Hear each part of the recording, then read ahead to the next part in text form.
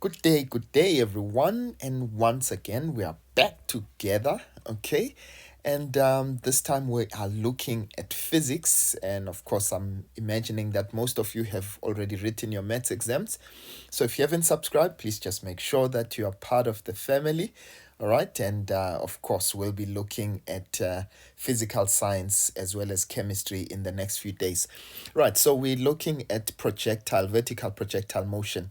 Right, I took this from the prelim, Gauteng prelim, I believe, 2022. Right, let's get right into it. Right, so it says a cricket ball is projected upwards from the bottom of a building from point A. Please don't mind, my voice sounds a little bit different. I've been talking a lot, so yeah, it just feels a little bit, it's been affected somewhat. All right, so it says from point A at a velocity of 20 meters per second, it reaches a maximum height above the building and returns to point B as shown in the diagram, right? Now they say to us a man standing on a balcony of a building at point A catches the ball 1.66 seconds rather after it has reached its maximum height, right? And of course they say we should ignore the effects of friction. Right, now, of course, the first question, the definition, define the term free fall. We know that this is motion under the influence of gravitational force only, right? Of course, you can express it in however way that you like. But remember, what needs to stand out is the fact that gravity is the only force that is acting. Right, so they say to us, calculate the time it took the cricket ball to reach its maximum height. So what I want us to do is let's have a look quickly at what happened here. Right, so we had a ball that was projected from A and it went all the way up, okay, and of course it came back to the balcony. All right, so here's our balcony area. So they've called this point where the ball was projected from A, and they've called this point B. So what I want us to do is have another point there, the maximum height. Remember, they did say that it passed that balcony and then it came back. All right, so let's call that point C if you don't mind. Okay, right, now what we are looking at, they want the time that it takes the ball to get to point C, which is that maximum height. So let's take, in this case, our information from A till C. Okay, so I'm going to take from A till C. So in this case, remember, I'm going to choose upwards as positive, right? There's nothing wrong. Should you choose to take downwards as positive, nothing wrong with that, right? But I'm just going to take upwards as positive. Now, we know the ball was projected at 20 meters per second upwards, right? So it means that its initial velocity in this case would be positive 20, right? And why is it positive? Because we've chosen up to be positive. Right, and when it gets to point C, that maximum height, we know that it will stop momentarily. So the velocity is 0. And of course, gravitational acceleration will be negative 9.8. Why is it negative? Remember that gravity always pulls downwards, right? In this case, so as a result, because I've taken up as positive, it means that down will, of course, be negative, right?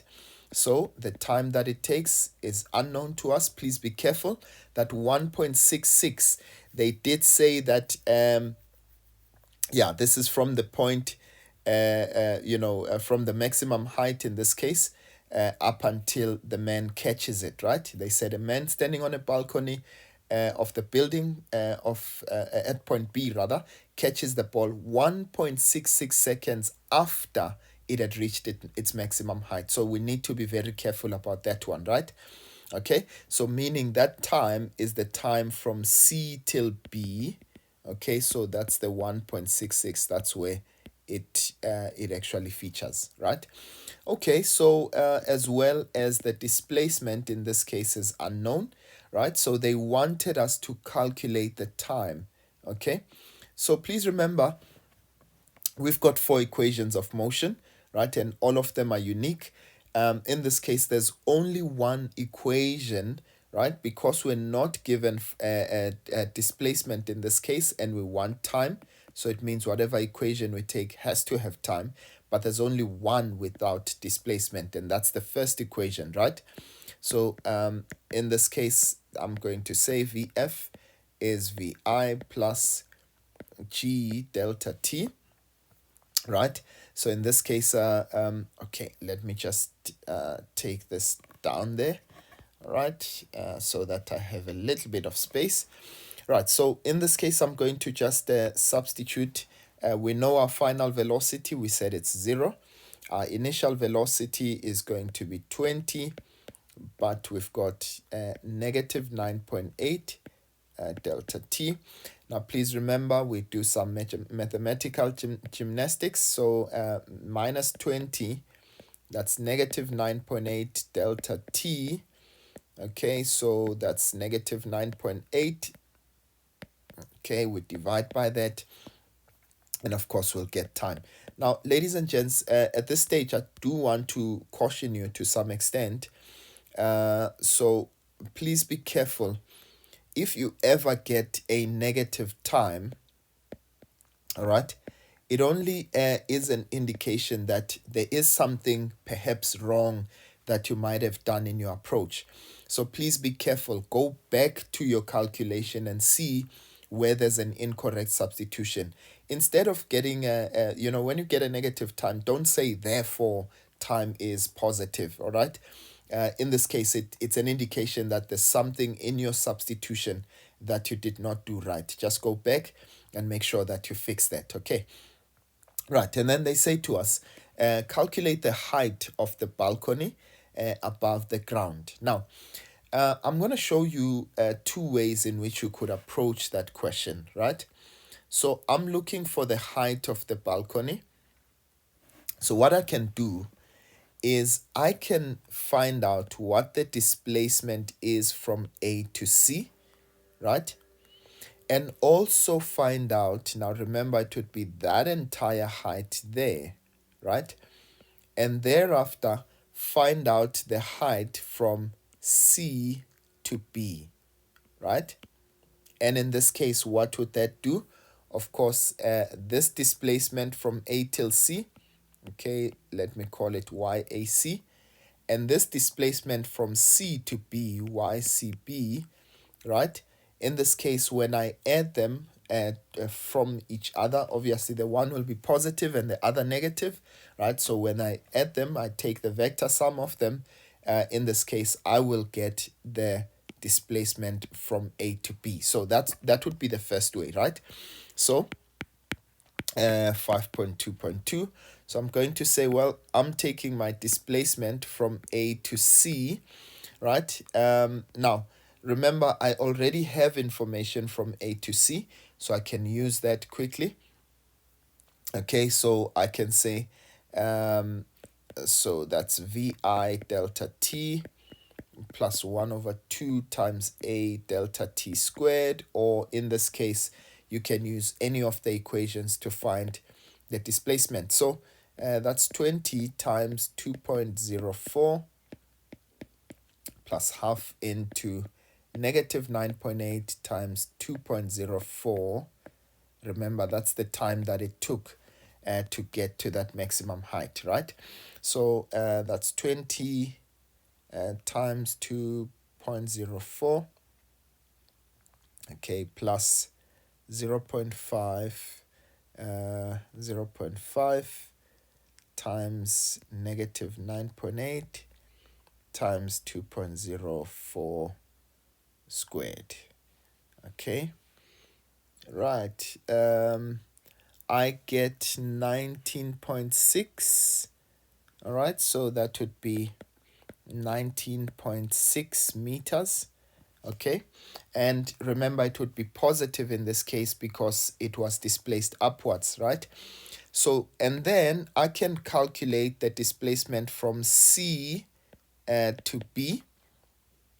Right, now remember, when I take the displacement from C to B, it means that C is my initial velocity, right? So it means that the velocity at C would be 0.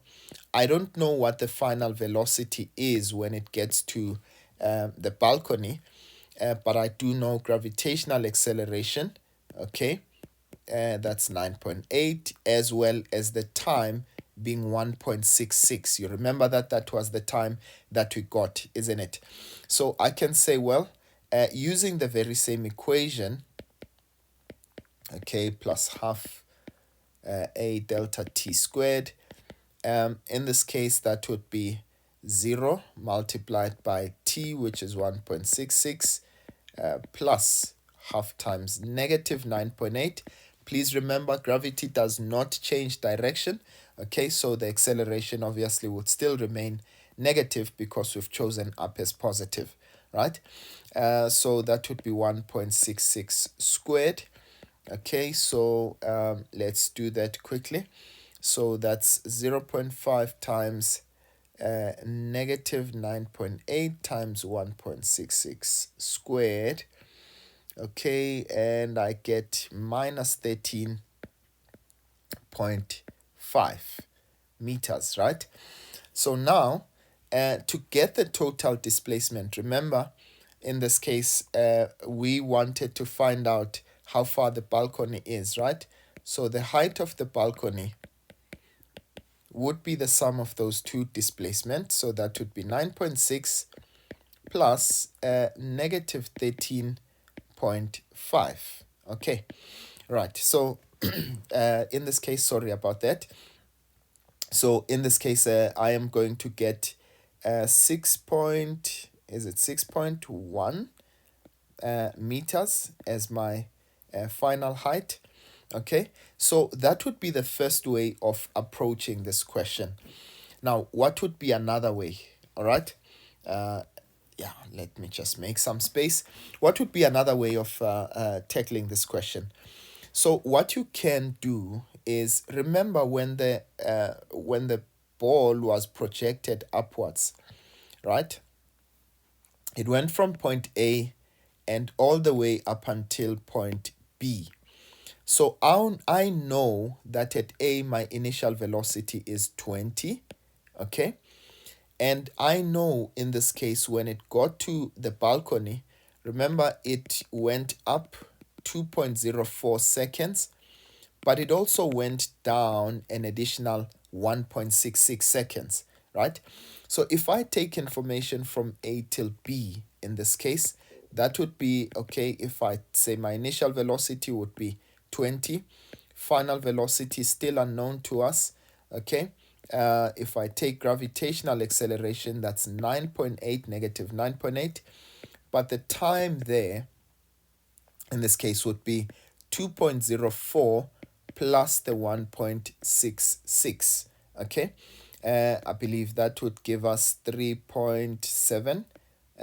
So that would be 3.7 seconds.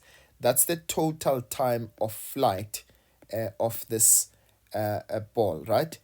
And in this case, we'd be looking for the displacement. Now remember, by definition, what is displacement? It's a straight line change in position between the starting position and the end point, between the beginning and the end point. So where's my beginning? It's at that point.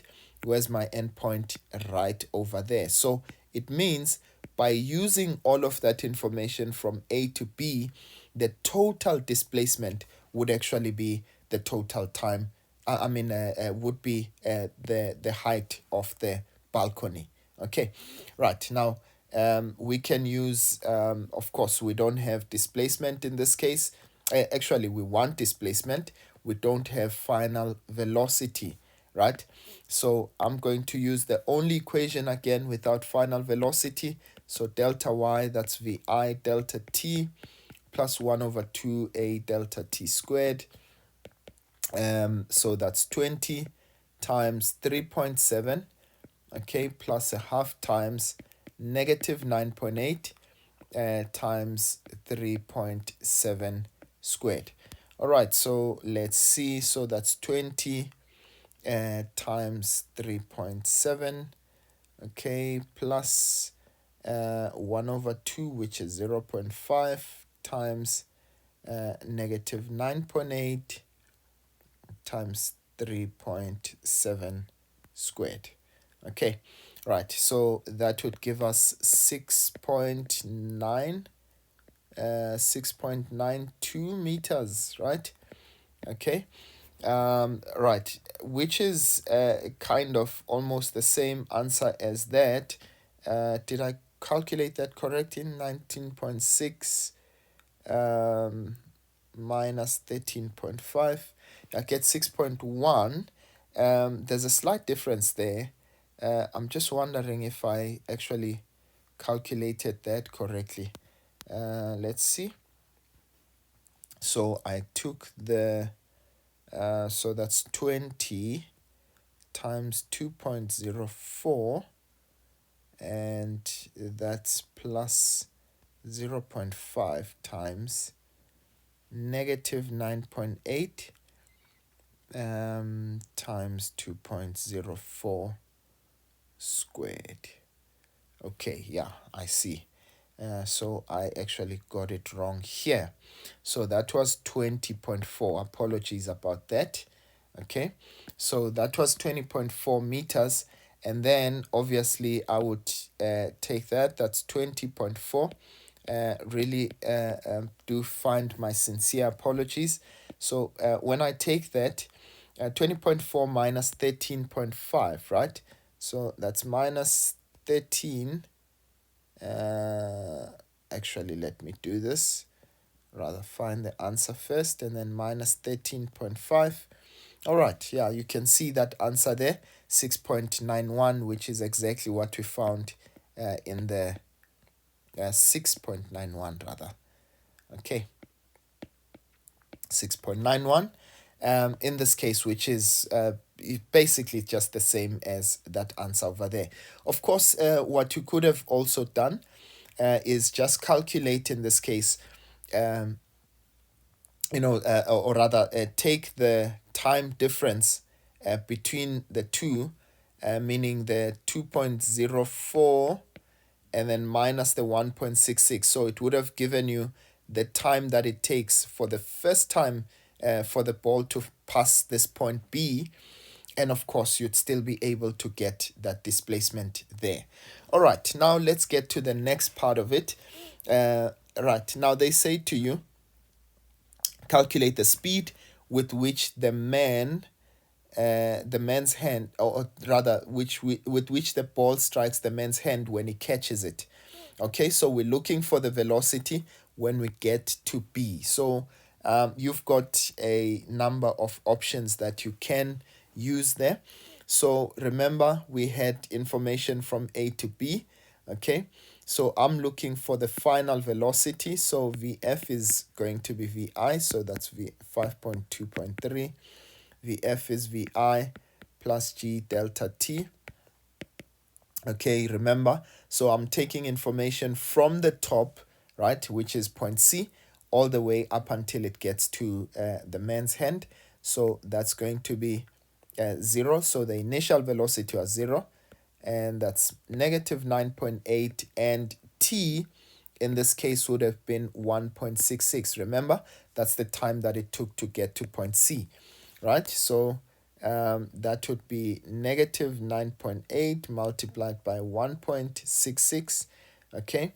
And we get minus 16.27, negative 16.27 meters per second. Now, please remember, why would it be negative? In this case, it means that it's 16.27 meters per second. In which direction? It's going to be downwards, right? So although the question did ask for the magnitude, or rather the speed, so there was no need for us to mention direction in this case, but nonetheless, it is worth noting that the direction was downwards, and remember, we chose up as positive, right? You also could have calculated, from point A all the way up until B, but nonetheless, I won't go through that. Now, please remember, now we're going to draw a graph now, which is the next question. They say draw a velocity time graph for the motion of the cricket ball from the moment it was projected upwards until the man catches the ball at point B. All right. And they show us what to indicate clearly there. Now, it is very important to note that velocity versus time is a vector quantity, right? So in this case, we must actually show both, you know, the positive and the negative side. Of course, not for time in this case, but for velocity, right? Please remember, you must label your graph. So this is velocity. That would be in meters per second, okay? And that would be time. This would be time in seconds, okay? So let's try and do the most. Okay, so my velocity, okay, the highest one I've got is 20. No, actually that's, okay, yeah, actually it is 20. So what I'm going to do is, if you don't mind, I'm going to make my velocity in divisions of 10. In this case, that's going to be my scale. So that's -10 and -20. Right, and for time, my highest time was, okay, 3.7, right? So let's make this 1, 2, 3, and 4, right? So what I'm going to do is I am going to say, right, so right at the beginning, remember, our initial velocity was positive 20. Remember, I took downwards as positive, upwards as positive. So at time 0, my velocity was 20, right? And then I know that we got to a time of 2.04, right? 2.04, that is at maximum height. So when the velocity was 0, the time was 2.04. So it's just going to be next to 2 there. Okay. And then finally, when we got to point B, right? This was the velocity when we got to point B, -16. Okay, so perhaps somewhere there, that was at 3.7, if you remember. Okay, yeah, I can put it somewhere there. All right. Now, all I need to do is just try to connect those points. I don't know if I can do that with my with my ruler there. Okay. We'll try by all means just to get the points to align. Okay. Remember, it's not really drawn to scale, right? Okay. Right, but there's what your graph should look like. Okay. Right, so please remember, guys, for velocity time graph, that should be a straight line.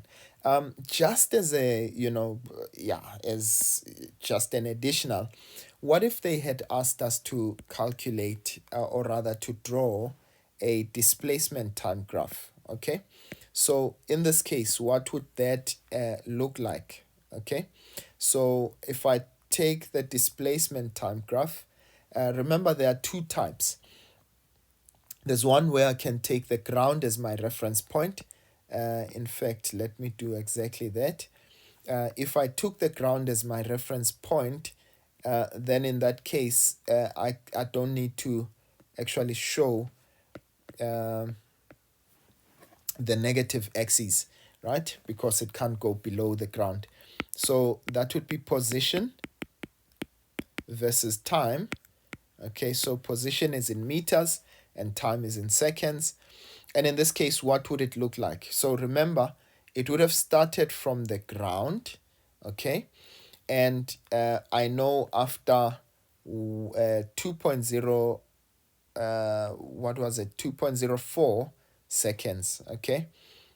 So after 2.04 seconds, I know that my position would have been at, what was that? I think we got 20.4 20.4. Yes, that was 20.4, right? And then thereafter, after the additional 1.66, our position would have been 6.91, right? So at 2.04, right, our position was 20.6. So let's say 10 and 20 there. Okay, so at that time, that would be our position. Okay, and then after 3.7 seconds, so if we say this is 3 and that would be 4. Okay, so at 3.7, somewhere there, our position was at 6.91. And what we're going to do, remember, it indicates a parabola, right? That would be the position time graph. In fact, why am I even starting at 10? So it would start from 0. Okay, so that's what my graph would kind of look like. Okay, right, so remember that position there, that was 20.7, and at 3.7 it would be 6.91 or 92 depending on your calculation. Okay, so that's what your position time graph would look like using the graph as your reference point. In fact, let me leave it here and not go any further. All right, I hope that this was helpful, ladies and gents. And of course, we'll do some more questions on graph interpretation. All right, just look out on the channel. Otherwise, from me for now, I will see you guys next time. Sharp, sharp.